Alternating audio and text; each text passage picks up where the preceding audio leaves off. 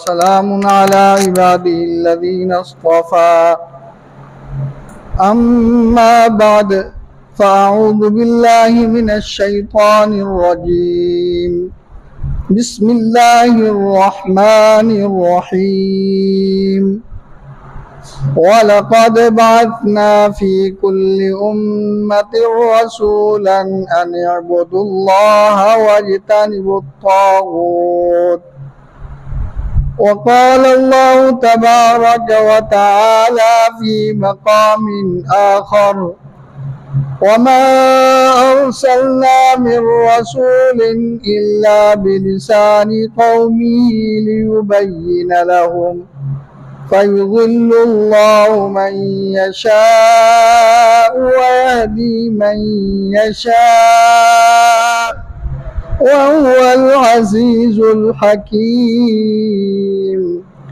सदक़ल्लाहुल अज़ीम। अल्लाहुम्मा सल्लि अला मुहम्मद व अला आलि मुहम्मद कमा सल्लैता अला इब्राहीम व अला आलि इब्राहीम इन्नका हमीदुम मजीद। अल्लाहुम्मा बारिक अला मुहम्मद व अला आलि मुहम्मद कमा बारकता अला इब्राहीम व अला आलि इब्राहीम इन्नका हमीदुम मजीद। सुब्हान रब्बिका रब्बिल इज़्ज़ति अम्मा यसिफून वसलामुन अलल मुरसलीन वल्हम्दुलिल्लाहि रब्बिल आलमीन। मेरे इंतहाई काबिल कदर बुजुर्गों, अजीज़ों, दोस्तों, मैंने आपके सामने कुरान पाक से 2 आयात करीमा तिलावत की हैं। पहली आयत के अंदर अल्लाह ताला फरमाते हैं वलक़द बअसना फ़ी कुल्लि उम्मतिर रसूलन, कि हमने हर उम्मत के अंदर रसूल भेजा है। और क्या पैगाम देकर भेजा है? अनिअ्बुदुल्लाह, कि ये कि अल्लाह की इबादत करो, वज्तनिबुत ताग़ूत, और शैतान से बचो। तो गोया कि हर रसूल ने आकर दावत तौहीद दी है। जिस तरह के सूरह अंबिया में अल्लाह पाक फरमाते वमा अरसलना मिन क़ब्लिका मिर रसूलिन इल्ला नूही इलैहि अन्नहु ला इलाहा इल्ला अना फ़अबुदून, कि हमने आपसे पहले जो भी रसूल भेजा है उसकी तरफ ये वही की है कि नहीं है कोई माबूद मगर मैं ही, और मेरी ही इबादत करो। तो अल्लाह ताला ने कमोबेश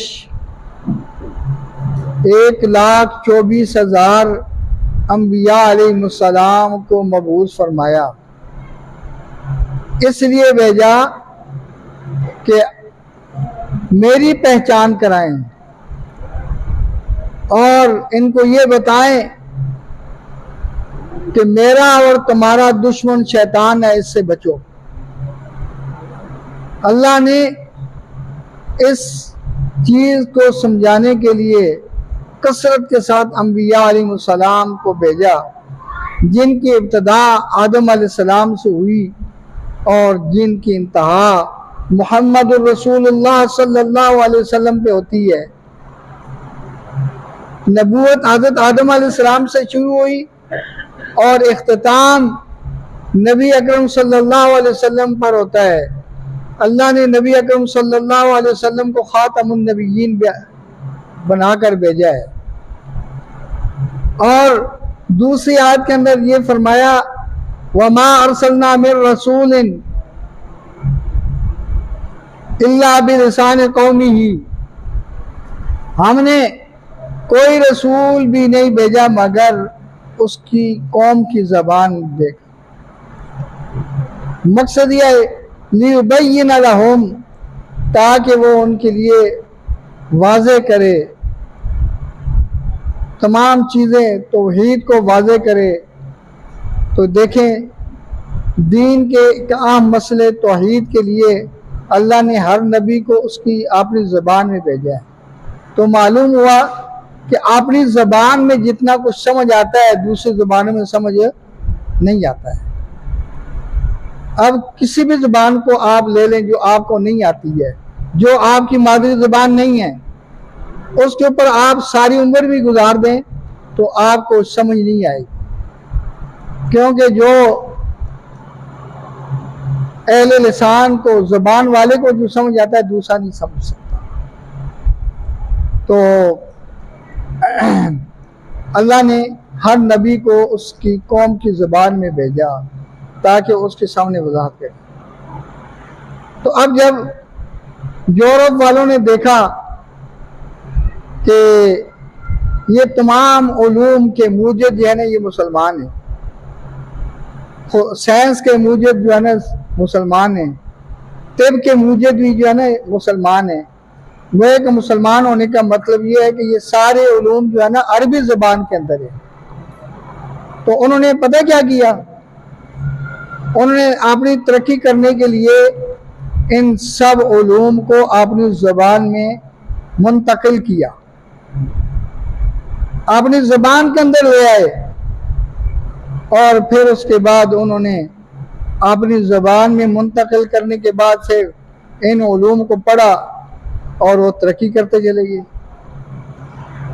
हालांकि इन उलूम के, इन दुनियावी उलूम के मूजिद सारे के सारे क्या हैं, मुसलमान हैं, लेकिन आज हुकूमत इन उलूम पर यूरोप वालों की है। फिर इसी तरह आप देखेंगे जिस कौम ने भी तरक्की की है उस कौम ने अपनी ज़बान को अख्तियार किया है। इस वक्त दुनिया की सबसे सुपर ताकत जो है ना वो चाइना है। चाइना के अंदर भी आप वो जो है ना पढ़ते पढ़ाते जो है ना वो अपनी ज़बान के अंदर है। और जिस तरह हमारे मुल्क में सोशल मीडिया के ये चल रहे हैं, व्हाट्सएप, इस तरह फेसबुक, यूट्यूब, ये उनके यहाँ नहीं चलते। उन्होंने इन सब को बंद करके अपनी ज़बान को तरक्की दी है। इसी तरह टर्की के अंदर भी देखें, उन्होंने भी इसी तरह तरक्की की है। उनके यहाँ तो मैंने वो सुना है कि उनके यहाँ तो ड्राइवर को जो है ना इतनी इंग्लिश में नहीं आती है कि दूसरा आदमी जो है ना अपना मतलब जहाँ जाना चाहता है वो समझा सके या उससे किराया पूछ सके, उसको भी तगोदो करनी पड़ती है। तुर्की ज़बान के अंदर जो है ना वो मुंतकिल करके फिर उससे जो है ना पढ़ाते हैं, तब जाके जो है ना उसकी मदद हो सकती है। तो बहरहाल गरज ये है कि हर कौम ने तरक्की जो की है वो इसी तरह की है। अब हमारे मुल्क के बने हुए 78 साल गुजर गए, हमने किस चीज़ को अपनी ज़बान में मुंतकिल किया है? हमारा मेडिकल का तालिब इल्म जो है वो सबसे ज़्यादा परेशान होता है। इंग्लिश मीडियम के अंदर भारी जो है ना फीस अदा करके जो है ना बच्चों को लोग पढ़ाते हैं, ट्यूशनें पढ़ाते हैं, तब जाके जो है ना तरक्की होती है।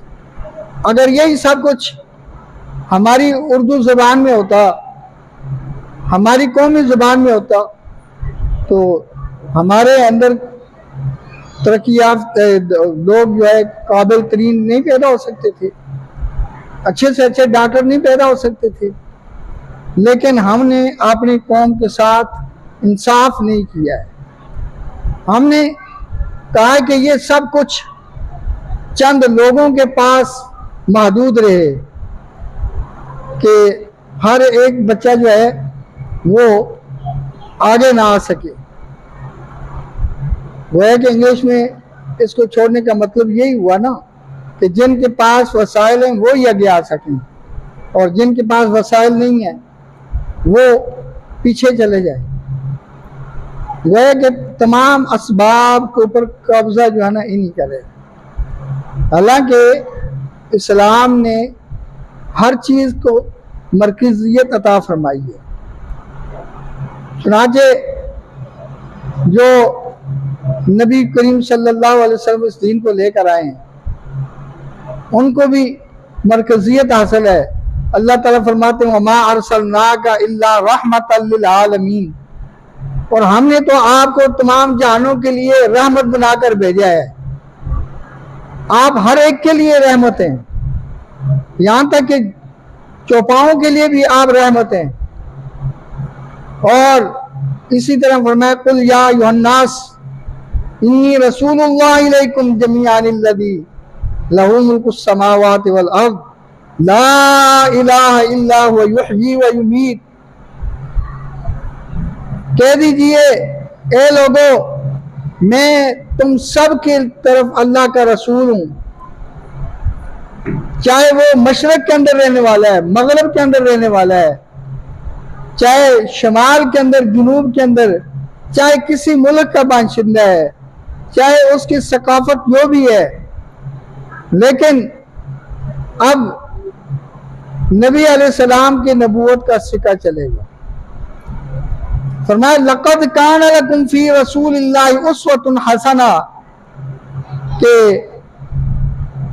तुम्हारे लिए रसूलुल्लाह सल्लल्लाहु अलैहि वसल्लम की जिंदगी के अंदर नमूना है, बेहतरीन नमूना मौजूद है। आपने जो करके दिखाया उस तरह करना है, जिससे रोका है उससे रुकना है। वमा आताकुमुर रसूल फखुदूहु वमा नहाकुम अन्हु फंतहू, और जो तुम्हें अल्लाह का रसूल दे उसको ले लो, और जिससे अल्लाह का रसूल रोके तो उससे रुक जाओ।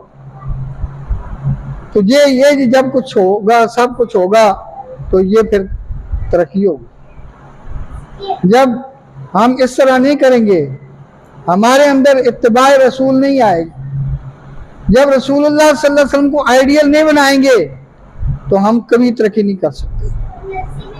हम पस्त से पस्त होते जाएंगे, यहां तक कि हम बहुत पीछे चले जाएंगे। आज हो भी यही रहा। आज हम पीछे क्यों हैं? इस वजह से नहीं है कि हमारे पास वसाइल नहीं है, सब कुछ है, लेकिन हमारे अंदर कमी ये है कि हमने रसूलुल्लाह सल्लल्लाहु अलैहि वसल्लम और आपके जानिसारों की इत्तिबा जो है ना वो छोड़ी। चुनाचे नबी करीम सल्लल्लाहु अलैहि वसल्लम के सहाबा ने तरक्की की इस वजह से की कि उनके पास कोई बहुत बड़ा माल नहीं था। इस वजह से की कि उन्होंने नबी करीम सल्लल्लाहु अलैहि वसल्लम की इत्तिबा की है, आपकी सुन्नतों को अपनाया है। और नबी अलैहिस्सलाम ने फरमाया कि जिस तरह मैंने तुम्हें नमाज पढ़ के दिखाई है उसी तरह तुम नमाज पढ़ो। तो नबी अलैहिस्सलाम का हर फेल हमारे लिए जो है ना उसवा हसना है, कामयाबी का ज़ामन है। और फिर आपके शागिर्दों के अफ़आल वो भी हमारे लिए कामयाबी है। अगर तर्ज़ हुकूमत खुलफ़ाए राशिदीन के तर्ज पर हो और इखलास हो, अवाम की फिक्र मौजूद हो, तो बिल्कुल ऐसा नहीं हो सकता कि कामयाबी हासिल न हो। उन्होंने कामयाबी हासिल की है नबी अलैहिस्सलाम को आइडियल मानकर, इत्तिबा करके। तो आज भी नबी अलैहिस्सलाम की इत्तिबा करके कामयाबी हासिल की जा सकती है। और नबी अलैहिस्सलाम को जब नबूवत मिली तो आपकी उम्र 40 साल थी। तो आप आए घर, आपने सबसे पहले अपनी नबूवत की खबर जो है वो अपनी बीवी हज़रत खदीजा रज़ी अल्लाह ताला अन्हा को दी।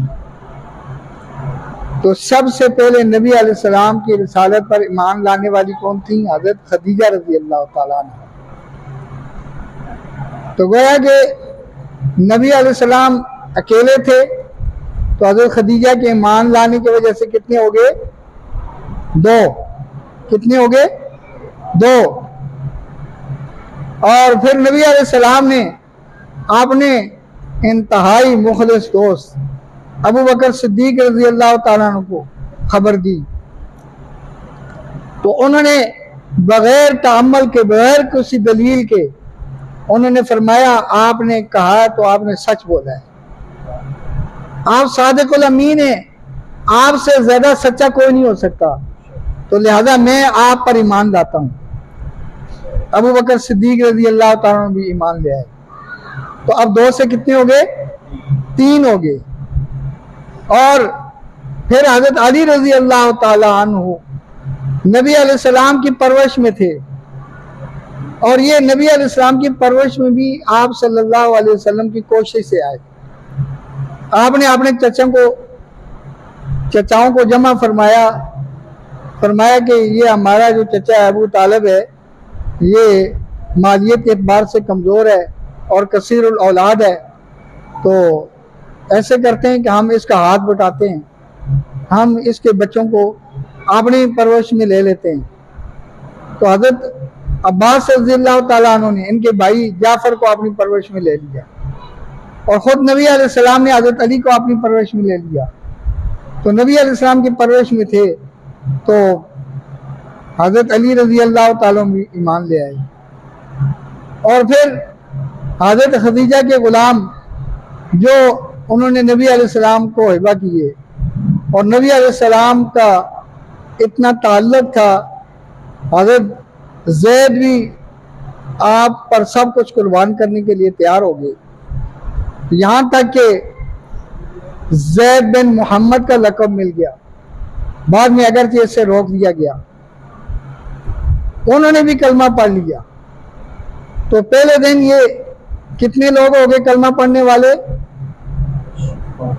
5। हजरत खदीजा 1, हजरत अबू बकर सिद्दीक 2, हजरत अली 3, और हजरत ज़ैद बिन हारसा 4, और ख़ुद नबी अलैहिस्सलाम 5।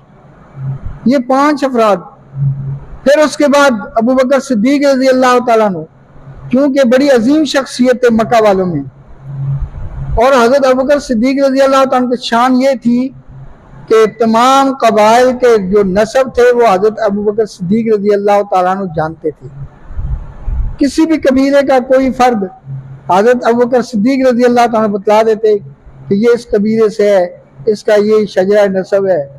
बहुत अतम दर्जे की महारत हासिल थी, इस वजह से हजरत अबू बकर सिद्दीक रज़ी अल्लाह तआला अन्हु को बहुत बड़ा मुकाम हासिल था। तो हजरत अबू बकर सिद्दीक रज़ी अल्लाह तआला अन्हु ने दावत देना शुरू कर दी। आपकी दावत पर भी कई लोग ईमान ले आए, यहाँ तक कि वो अशरा मुबशरा आपने सुना होंगे सहाबा इकराम का वो ग्रोह जो 10 अफराद पर मुश्तमिल है, जिनको नबी अलैहिस्सलाम ने नाम ले लेकर बतलाया कि अबू बकर फिल जन्ना, उमर फिल जन्ना, उस्मान फिल जन्ना, अली फिल जन्ना, अब्दुल रहमान फिल जन्ना, सईद फिल जन्ना, अबू उबैदा फिल जन्ना, जुबैर फिल जन्ना, साद फिल जन्ना, सबके नाम ले लेकर बुलाया पुकारा। उन अशरा मुबशरा में से 5 वो सहाबी हैं जो हजरत अबू बकर सिद्दीक रज़ी अल्लाह तआला अन्हु की दावत पर इस्लाम लाए। अब ये दावत का सिलसिला खुफिया चल रहा है, लेकिन तादाद बढ़ रही है। बड़े आसान तरीके से ये काम होता रहा, यहाँ तक कि ये वो शजर तैयबा जो है ना मजबूत हो गया। और फिर जब इसने अपना कारनामा सर अंजाम दिया बदर के अंदर, तो दुनिया सब वाकिफ है कि उन्होंने अपने मद्दे मुकाबल को किस तरह ज़हर किया। जो दुश्मन निकला था इनको ख़त्म करने के लिए, वो खुद ख़त्म हो गया। जो शिकारी निकला था शिकार करने, वो खुद शिकार हो गया। कैसी बात है। निकले तो इसलिए थे कि इन ईमान वालों को चंद हजार 100 सैकड़ों में जो है इनको खत्म करेंगे, लेकिन खुद खत्म हो गए, नेस्तो नाबूद हो। बहरहाल ये मेहनत थी सहाबा इकराम की, अबू बकर सिद्दीक रज़ी अल्लाह तआला अन्हु की। और फिर आप अंदाजा लगाएं जिनको अबू बकर सिद्दीक रज़ी अल्लाह तआला अन्हु ने दावत दी वो मुसलमान हुए, उन्होंने फिर अमाल किए, तो क्या उनके अमाल का सवाब हज़रत अबू बकर सिद्दीक़ रज़ी अल्लाह तआला के खाते में नहीं गया? यकीनन गया है। क़यामत तक जितने लोग आगे ईमान लाते रहेंगे, अबू बकर सिद्दीक़ रज़ी अल्लाह तआला अन्हु का खाता जो है ना वो जारी है। इसी तरह देख लेना, ये नूरानी क़ायदा जब बच्चे पढ़ते हैं तो उनको नूरानी क़ायदा पढ़ाया जाता है। जिसने नूरानी क़ायदा लिखा है तो जितने लोग पढ़ते हैं तो क्या उसके खाते में ये पढ़ने का सवाब नहीं आता?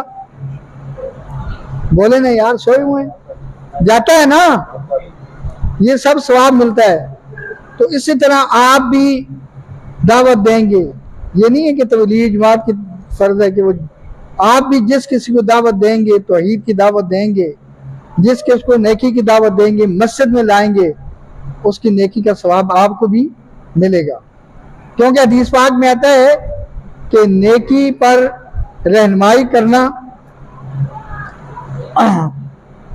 जिस तरह नेकी करने वाले का सवाब मिलता है, इस तरह नेकी पर रहनुमाई करने वाले को क्या है, सवाब मिलता है। तो ये इसके लिए आप तैयार हैं कि नहीं? आप लोगों को तैयार करेंगे मस्जिद में, जो नहीं आ रहे, जो गफलत में पड़े हुए हैं, उनको बेदार करके मस्जिद में लाएं, ताकि वो आकर जो है ना मस्जिद में दीन सीखें। हमारे यहाँ तो ये है कि मस्जिद में हम आते भी बिल्कुल आखिर पे, कुछ सुनना भी ना पड़े, कुछ दिन की बात हमारे कानों में ना पड़ जाए।